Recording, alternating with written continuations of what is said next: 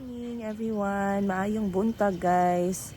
Ayan, time check natin alas 7 ng umaga at nakikita naman ninyo ang araw ay sumikat na pero hindi mahapde. So syempre bitbit na bitbit ko dito ngayon, bitbit na bitbit talaga si Mayumi.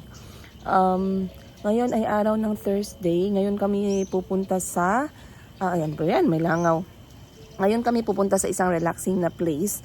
Malapit lamang dito sa Jensen. Mamaya isi-share ko sa inyo. Nakapunta na kami doon pero hindi ako nag-video talaga. Pero ngayon, since maaga kaming darating, kukuha ako ng napakagandang video para sa inyo. Para makita naman ninyo kung saan kami maglalakwat siya.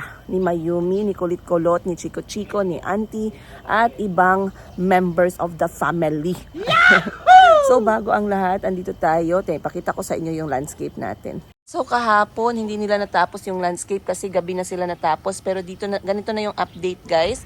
Once again, kung sino yung gustong magpa-landscape dito sa General Santos City, ito po ay sobrang trusted sa gawain. Talagang trabaho sa trabaho sila at talagang makikita mo yung iyong ibinayad. So mag-comment lang kayo down below at ibibigay ko sa inyo ang contact number ni Sir Nat at ang kanyang team of landscapers. So natapos na nila doon na side, mamaya bumili yung kapatid ko ng mga solar lights para ilagay sa kanyang mga plants. And dito na side, mamaya full grass ulit sila. And meron din silang pathway, meron din silang landscaping na magaganap ngayong araw. So dahil wala ako, yung kapatid ko yung pupunta dito para manood, iba kasi pag merong nanonood at least meron ka ring natututunan. At the same time, nababantayan mo sila kung nagmamarites moments din ba sila. Ang sama. Hindi guys, joke lang. Kahit ako gusto kong nakaupo sa harap kasi nag-e-enjoy akong tingnan yung mga ginagawa nila. In fairness naman na nanonood ako sa pagla-landscaping nila. Ayun, natutunan ko yung about sa compost na yung iba palang mga landscaper, ang ginagamit nila ay pangit na lupa or merong buhangin. Kaya pala yung tubo ng mga halaman payat. So dapat pala sa landscaping, yung gagamitin talaga is compost na soil or garden soil. In that way, lahat ng mga halaman na itinanim nila ay tutubo at in a good way, mataba tingnan. Another ko pa na natutunan is sobrang mahal pala nitong mga Bermuda grass, guys. Kapag bumili ka sa iba ng Bermuda grass, itatanim nila guys parang 4 lang na hibla ng Bermuda. Tapos bibili ka ng madami, siguro mga 5,000 noon. Parang palay style siya ba. Tapos pag diniligan mo, mga 2 buwan, 3 buwan mo pa makita na nagaspread. So ang pinili ko dito para sa kapatid ko ay full grass talaga para makita niya agad yung beauty. At talagang maipost niya na tong bahay na to at marentahan na din para naman makatulong sa mga monthly payments. That, ang dami din nilang dalang mga bulaklak na sobrang ganda. Ito, pakita ko sa inyo. Yan. Ayan. Ito, sobrang nagagandahan ako sa bulaklak na to. Feeling ko it looks like it brings so much joy for me. Ayan. Etong maliliit. I forgot the name. Tinanong ko si Sir Nat kahapon pero sobrang ganda niyang tingnan. And it's really brightening up my day every time I see it outside. Eto gustong gusto ko din. Eto naman tinatawag nilang rainforest. So depende pala sa laki ng bahay, no? Kapag maliit yung bahay mo or bungalow, hindi ka basta-basta makakapaglagay ng ganyan. Kasi kakainin niya yung ganda ng bahay mo. So dito na side rainforest effect siya. Then doon na side naman mga pabilog. Ayan. Eto gustong gusto ko rin tong cone na to. I do believe na pag napuno itong cone ng green na dahon at ginupitan, sobrang gandang tingnan yan. So lahat kami excited. Meron din silang mga bato dito na ilalagay mamaya. Ito magandang tanim din to guys. I really have to remember the name. Kasi ang unique niya green siya sa taas. And then sa baba ay pula. Oh, 'di ba? Interesting. Then meron pa silang mga garden soil. Ilalagay pa yan mamaya. Kasi dapat garden soil talaga lahat. Ito naman ang kanilang mga Bermuda grass. So full grown talaga siya. Etong puno na to, maganda daw to talaga. Sinabi ni Sir Nat sa akin. Akala ko nag-worry ako kasi baka yung kanyang ugat ay sisira ng bahay. Pero dati na to nakatanim dito. Galing sa mga developer. Kada bahay, tinalagyan nila ng ganito. So okay daw tong ganitong plant. Hindi daw siya nakakasira. So eto palang Bermuda, immediately pagkalagay, pwede mo na siyang tapakan. Pwede ka ring maupo dito at hindi siya masisira as you can see. So napakagandang tingnan at sobrang worth it talaga. Eto naman, Wakiniko ang pangalan nito if I'm not mistaken. Yung pink ang kanyang mga dahon. So, eto pag nag full bloom to in 2 weeks, gugupitan yan para maging bilog. Sobrang mag-i-improve ang itsura niya at maganda siyang tingnan, lalong-lalo na nasa harapan siya ng bahay. Eto namang palm, pinadagdag ko to kay Sir Nat para pwedeng lagyan ng solar light. Then here they made the pathway. So yung pathway pala guys, binabagay pala siya sa mga bahay, no? Depende. Etong kanyang pathway na yan ay parang kahoy effect at binagay siya dun sa kulay ng bintana. So hindi pwede na pula. Hindi pwede na pula ang kanyang pathway dahil ang mangyayari niya, nakakahiya naman sa bahay mo na neutral yung kulay tapos biglang naging pula yung iyong pathway. Ang pa-effect naman itong pathway ay para siyang kahoy ang kanyang kulay and meron siyang linya-linya na para nga talagang malaking stem ng kahoy, no? So hindi mo mahahalata na semento siya. Yan. Ayan. So in fairness naman guys, ang natutunan ko sa landscaping, sobrang galing pala ng trabaho na to, hindi basta-basta. So merong iba na nagla-landscape katulad ni Sir Nat na sobrang ang kanyang panlaban ay ang kanyang years and years of experience. Hindi lamang sa mga maliliit na landscaping, kundi mga malalaki na din, mga housing, mga entrance ng mga subdivision, mga ongoing development ng mga bagong pabahay dito sa Jensan. So nakakatuwa kasi talagang skill siya na hindi mo basta-bastang mananakaw, no? Na-appreciate ko talaga yung kanilang pagtatrabaho kasi landscaping pala is really a hands-on job. Hindi pwedeng turo mo lang doon, turo mo lang ganyan, tapos gagawin ng mga staff mo. Hindi pwede. Ikaw talaga, maganda talaga na ikaw as an owner ng landscaping or ikaw talaga na head ng pagdi-design ay talagang nakaupo din. So si Sir Nat kahapon talagang nag-a-arrange din ng mga bato, nagdi-design ng mga pathway, nagtatambak ng mga compost, tsaka siya mismo yung naglalagay ng mga halaman. So dito for example guys, no, yung mga stone na puti, meron pala yung technique. So kung kunyari ako na wala akong kaalam-alam at gusto ko lang maglagay ng stone na puti sa harapan ng bahay ko para magandang tingnan, ay ang gagawin ko guys, itambak ko lang lahat yan guys para maganda tingnan. For me itambak ko lang lahat yan. Pero hindi pala ganun. Ang paglagay pala ng white na stone sa isang landscape para sa beautification, isa-isa pala yan guys. May arrangement pala yan. Meron palang mga choreography yung mga bato. O hindi ko malaman yan kung hindi ako nanood. So kung may something na na-interest ako, tinatanong ko talaga si Sir Nat. So meron palang dalawang sizes ng bato. Unang ilalagay sa baba yung medyo malalaki. I-arrange yun. Hindi lang basta-basta itapon mo lang dyan guys. Tapos itapak-tapakan mo lang. Hindi pala ganun. So paglagay mo na medyo malalaki na bato, para hindi makita yung lupa, sa taas nun, lalagyan mo ng medyo mas maliit na bato. Kaya maganda siyang tingnan at wala ka talagang lupa na makikita. So imagine kung hindi ko alam yun, kaya pala pangit yung kalabasan sa imagination ko lang. Kung ako yung gagawa, pangit yung kalabasan. Siguro mag-iisip, pangit man tingnan. Oy, bakit makita ko man yung mga brown na lupa? Kaya pala dapat meron kang mga smaller stones na itatapal sa taas. Wala kayong makikitang lupa dyan guys. Kasi talagang pure yan na malalaking bato sa baba. Hindi malalaking siya na sobra ha.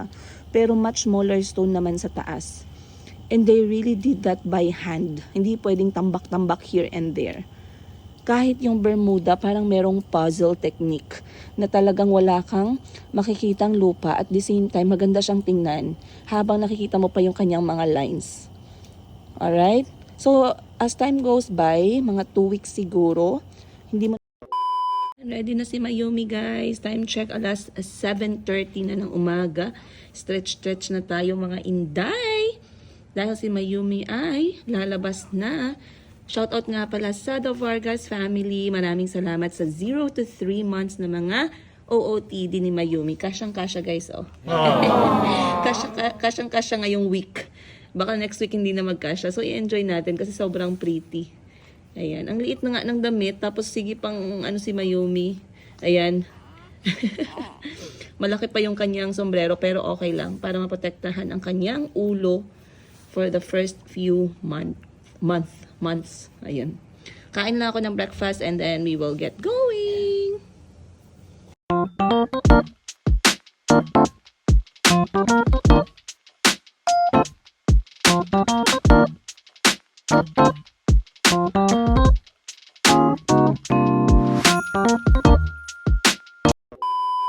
guys, time check natin, alas 9:30 ng umaga. Eh, nakalabas na kami ni Mayumi sa hospital. Mga 1 hour ang ginugol namin sa loob. Kasali na yung pagpa-profile.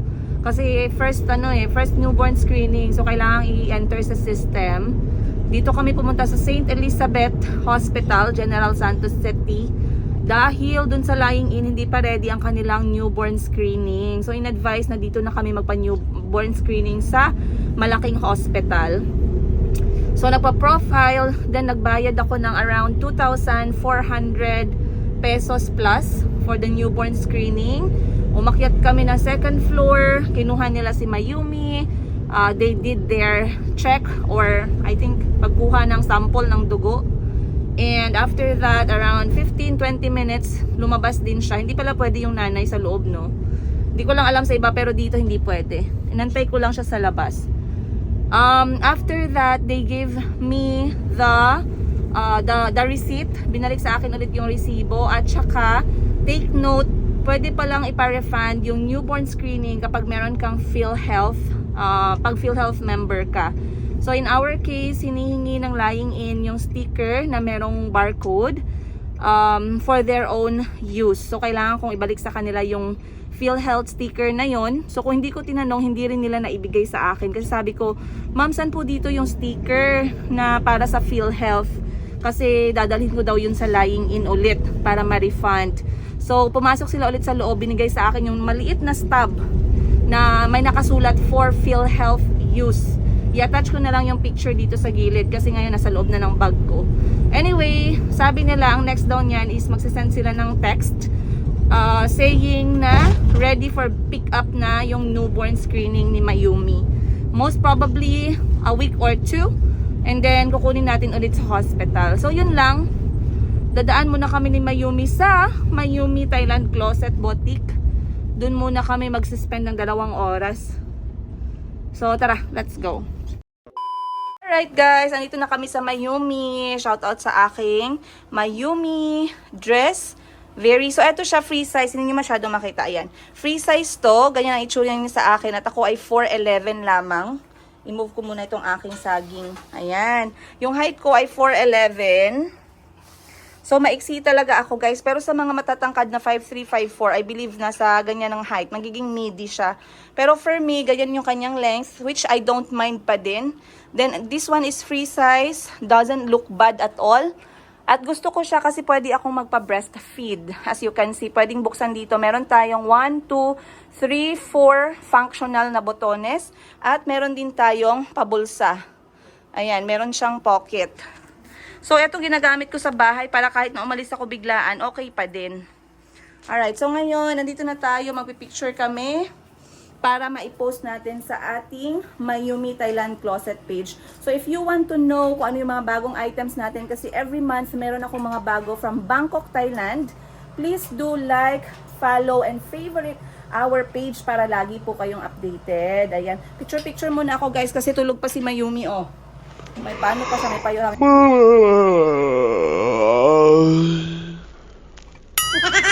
Kala mo naman sinong pagod. Ako nga yung pinuyat niya kagabi guys. Alright, na-picture muna kami. See you on today's episode. Guys, nag-sort out lang kami ng aming isi-send sa mga clients. Pero syempre, gusto kong i-flex ang aking brand new na lababo. Kahit na may lababo kami guys, malinis yan.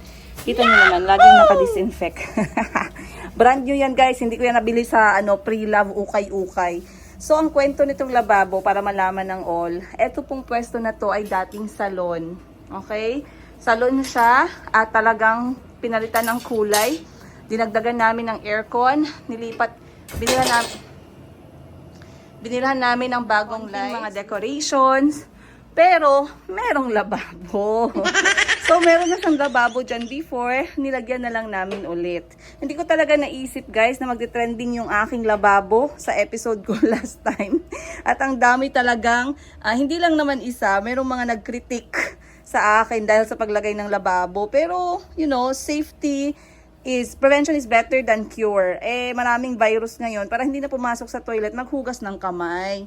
Bago naman ninyo i-touch yung mga damit-damit, at least malinis yung ating mga kamay. Pero yung reason talaga ba't ako naglagay ng lababo dito, is iniisip ko, hindi na kailangan pumasok ng toilet kapag may kailangang hugasan. And for me, it was a very small, it's not a big deal. Okay? Hindi naman kasi ito yung mga nasa mall na pasosyal na mga boutique. Though, of course, I understand yung concern ng iba. But we shall see. Like I said, I just started this shop. And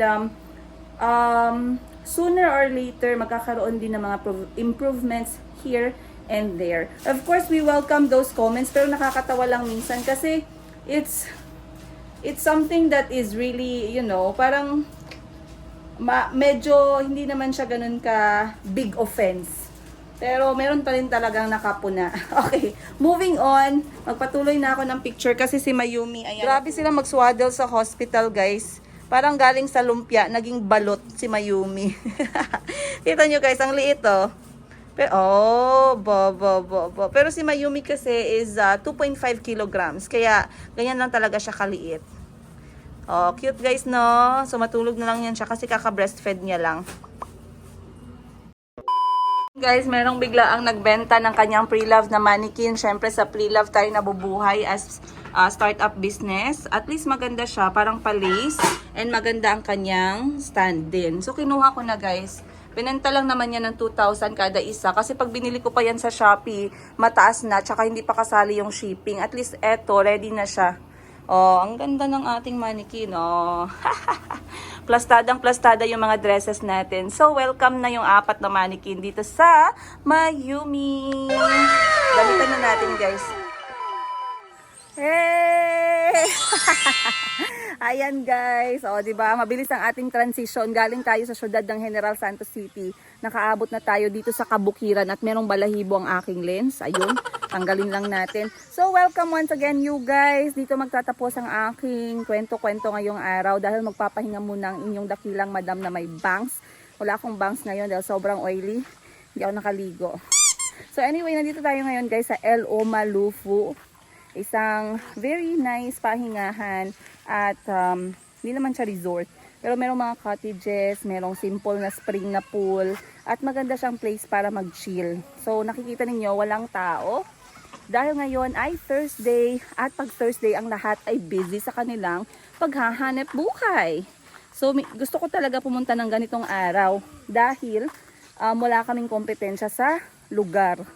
At talagang makakapag-enjoy yung mga bata. Ayan, si Kalot oh. So, ang gagawin namin ngayong gabi, magba-barbecue kami. Kasama ko si mama, si auntie, mga bata. Magbo-barbecue kami and then wala, tahimik lang. Hindi ako nagdala ng speaker, wala akong dinalang mga maingay na mga gadget kasi gusto namin i-enjoy ang kalikasan.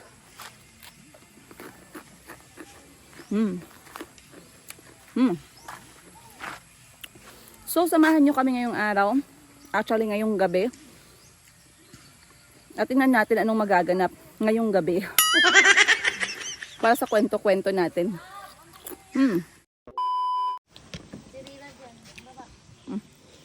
Tulog di ay.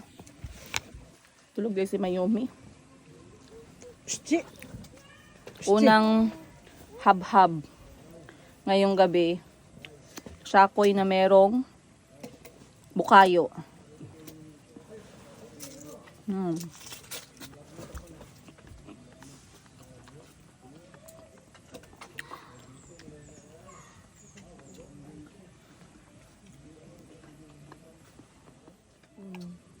Ako dito nainti basag kindi nga dako. Naigripo. Unya naa siya gripo. Naa siya pakaping gripo sa sulod itaod nimo siya kung wala na siya. Nagluto si auntie ng adobong manok. Masarap si auntie magluto ng adobong manok guys. Mas magaling pa siya kaysa sa ibang mga Pinoy na nagluluto ng adobo.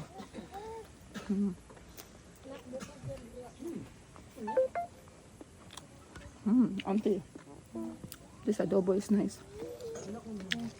I hope you divide 2 and you put chili on the other half. I want to do that. And then what happened? I just thought maybe the kids won't eat the chili. You divide ba? Come. Dali. Can you please ask properly? Come, I give you come. Can you please ask properly? Mom, can I please have Where is your bag? Next time you have to be responsible. You talk to them. Hi guys. Oh, hi guys.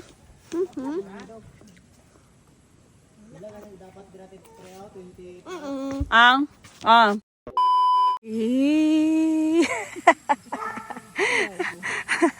Hi, Mayumi! Mayumi! Ang apo ni Lola. Sobrang pretty. Thank you. Shout out sa The Vargas family sa napakagandang damit ni Mayumi. Shout out sa Round Ball Ukay. Para sa pantalon ng nanay. Dito kami guys sa ilalim ng mga niyog. Wow! Sobrang ganda. This is life. At si Mama ay nagluto ng aming merienda. Simple lang ang buhay, guys. Simplihan lang natin. Pero yung totoo, marami lang kaming utang. Kaya ito lang yung handa namin, guys. May margarine pang sausawan. Gusto nga ni Mama bagoong pero wala kaming dala. Ay, sarap guys ang buhay. Sana all. Pampasana all na lang kayo talaga. Si Auntie Angela, say hi. You look so serious there. Go get your Wi-Fi that side so you can also do something. Quickly. Get the Wi-Fi ba and move around, oh. You go and show them the kubo there. But be careful or else you will roll. You will roll like chapati. Sabi ko kay Auntie, puntahan niya yung mga kubo doon, oh. You go get your Wi-Fi. So nag-relax lang kami. Time check ngayon guys. Alas 3 pa lang ng hapon. At sobrang nakaka-relax. Mamaya pag medyo gabi na, i-on naman nila yung mga ilaw. Ang tawag ko dyan na ilaw nga bulb something. Basta magaganda siya tapos parang warm light sa gabi. So mamaya kami maglalagay ng aming tent dahil ngayon mga ano kami, taong tent. Wala kaming budget pang cottage dito. Kaya ko report naman itong mga pagpunta dito. Man, ayaw nila mag-avail ng cottage. Bit-bit talaga sila ng tent. Oo mahal-mahal daan ang inyong cottage. Damo sa ammonia. Marami naman silang duyan guys. Pero maganda nga naman ngayon dahil Thursday walang tao. Bukas Friday, ayan, dagsaan yung mga tao dito. Friday, Saturday, tsaka Sunday. So, pahinga lang tayong konti. Mom, can you put me very high like to go high like this? But it's a low swing so you can't go high.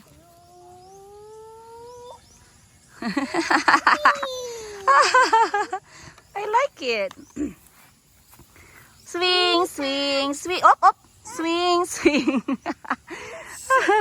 Chico kahit saan talaga natutumba. Calby's turn. Chico's turn na. Calby, Chico's turn. Swing, swing, swing, swing, swing, swing, swing, swing.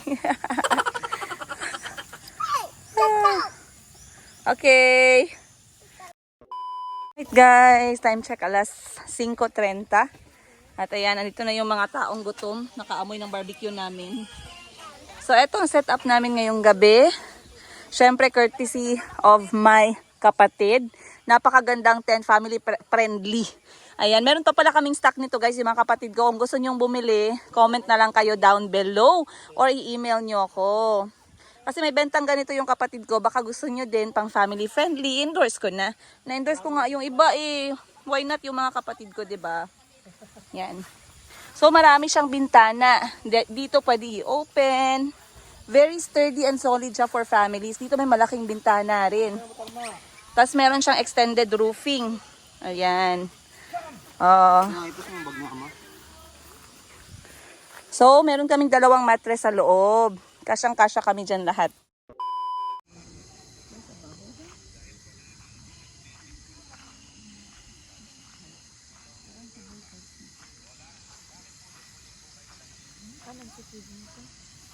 Chico. Hello guys. Say hello guys. Hello, guys. Look, nothing. You go check where is he going. Ayan guys, time check natin alas 7:30 na ng gabi. And ayan, nandito lang kami at chill lang, nagmamasid sa buwan. Ang ganda ng moon ngayon at maliwanag ang ating sky.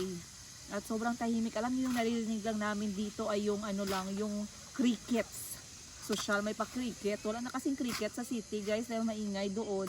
Dito talaga siya sa mga liblib na lugar. So kinuha ko lang si Mayumi at nagpadede habang nag-enjoy ako ng ihip ng hangin. And then mamaya pag nakatulog lahat ng mga kids, pwede na akong makapag-shower at makapag-relax. Yun lang guys, no, today's kwento-kwento. So minsan naghahanap buhay, minsan nagre-relax. So ngayon guys, anyway, yun lang yung araw na to. Sana ay natuwa kayo, sana ay na-inspire kayo at nag-enjoy kayo sa araw namin na to. Ayan, syempre maraming salamat sa laging pagsama sa akin as single nanay ng 4 na napaka-cute na mga kulot. Ayan, si Kuya Kashi, kulit-kulot, chiko-chiko, at ang aming prinsesang si Mayumi. Of course guys, huwag nyo kaming iwan at kung hindi nyo pa na-subscribe, they will come here, they will come, okay? When they come, we will also say. Of course, kung napansin niyo na hindi pa rin kayo nakapag-subscribe, pindutin nyo na guys yung subscribe button dyan. I-like nyo naman yung aming YouTube channel. At syempre, jumbagin nyo yung aming bell button para lagi kayong updated sa aming mga kwento-kwento. Once again, ang aming kwento po ay kwento ng isang single nanay sa 4 na African-Filipino kids. O, diba? Bongga. Syempre, yung laban natin, no, as single nanay at yung mga benta-benta natin sa aking buhay. Ayan, at paano natin hinaharap yung mga challenges. Once again, maraming salamat you guys. We love you so much and we are grateful forever and ever. We'll see you guys on the next episode. Boom! Guys, 8:30 na. Nasa loob na kami ng tent. Sobrang presko ng hangin. Dahil etong family tent na to ay napakalaki ng kanyang door na merong net. Tsaka talagang nakakatayo ka. Hindi sasakit yung likod mo dito. Plus, stretch na stretch yung katawan namin lahat.